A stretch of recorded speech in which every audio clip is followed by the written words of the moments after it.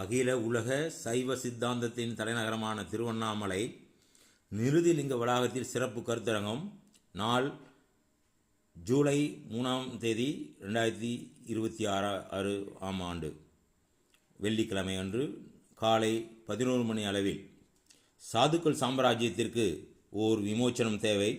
எதையும் தாங்கும் இதயங்கள் எங்கும் உறங்குகின்றன. சாதுக்களே, சாமியார்களே, சந்நியாசிகளே, தங்கள் அனுபவ அறிவை பகிர்ந்து கொள்ளுங்கள். சுமார் 70% மக்கள் கடனில் வாடுகிறார்கள். நாடு கடனில் இருக்கிறது. அரசியல்வாதிகள் செல்வந்தர்களாகவே இருக்கிறார்கள்.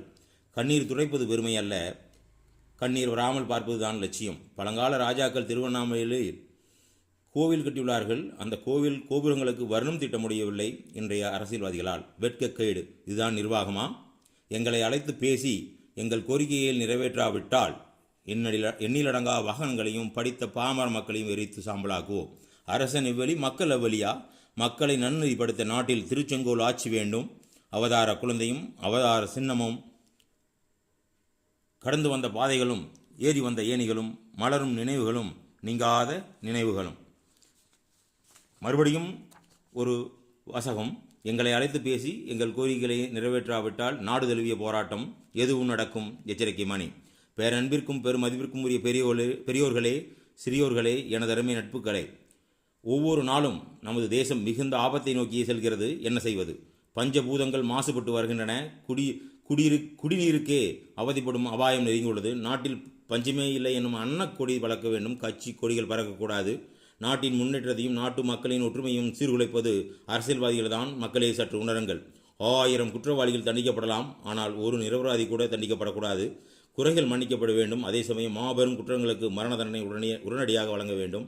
நமது நாட்டில் விவசாயத்தின் முன்னேற்றமும் விவசாய நிலங்களும் கேள்விக்குறியாகியுள்ளது. வாழட்டும் வேளாண்மை, வளரட்டும் பொருளாதாரம், உயரட்டும் நாட்டு மக்கள். பணத்திற்கு பதிலாக பண்டமாற்று முறையை அறிமுகப்படுத்த வேண்டும் என்று முழக்கமிடுங்கள். சுமார் கோடிக்கணக்கான வழக்குகள் நிலுவையில் உள்ளனவாம். மக்கள் நீதிமன்றங்களிலும் காவல் நிலையங்களிலும் வாடுகிறார்கள். எவ்வளவு பேர் வரி செலுத்துகின்றனர் என்பதும் ஒரு கேள்விக்குரியே. சாதுக்கள் மிரண்டால் காடு கொள்ளாதாம். உண்மையான மகான்களுக்கும் சித்தர்களுக்கும் முனிவர்களுக்கும் யோகிகளுக்கும் ரிஷிகளுக்கும் புண்ணியவான்களுக்கும் புண்ணியவதிகளுக்கும் தக்க மரியாதை கொடுத்து நாட்டின் கடனை அடைத்து நாட்டின் பெருமையை நாட்டு மக்களையும் காப்புவோம் வாரி.